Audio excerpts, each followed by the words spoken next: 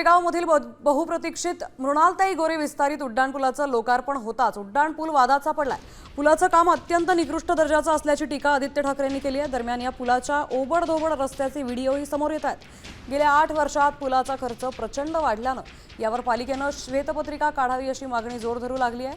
अशातच पुलावरील दिसणारे सांधे तांत्रिक प्रक्रियेचाच भाग असल्यानं पालिकेचं सांगितलंय।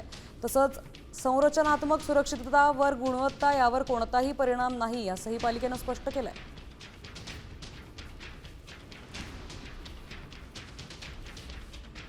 दरम्यान याच उड्डाणपुलावरून थेट आढावा घेतात आपले प्रतिनिधी गिरीश कांबळे। आपण पाहूयात।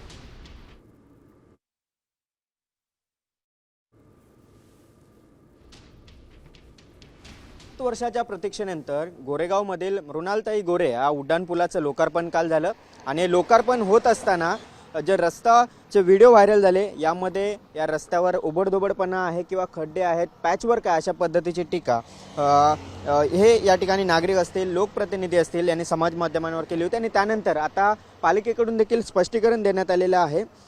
जो आपल्याला ओबडधोबडपणा दिसतोय किंवा पॅचवर्क टाईप दिसतंय तर ते एक मॅस्टिक अस्फॉल्टचाच एक तंत्रज्ञानाचा वापर केला आहे, त्यामुळे तशा पद्धतीने दिसते। कारण हा ओबडधोबडपणा असमानता दिसणारा जो भाग आहे हा काही दिवसांनी गाड्या जेव्हा अधिक जातील त्यानंतरचा हा ओबडधोबडपणा कमी होईल अशा पद्धतीची माहिती दिली आहे। त्यामुळे ज्या पद्धतीने जी काही टीका केली जाते त्यावर हे पालिकेकडून स्पष्टीकरण आहे। जसजशा गाड्या या रस्त्यावरून जातील तसतसा हा ओबडधोबडपणा कमी होत जाईल, असमानता कमी होईल आणि समानता या रस्त्यावर आपल्याला पाहायला मिळेल अशा पद्धतीचं स्पष्टीकरण या ठिकाणी मुंबई महानगरपालिकेने दिलेलं आहे।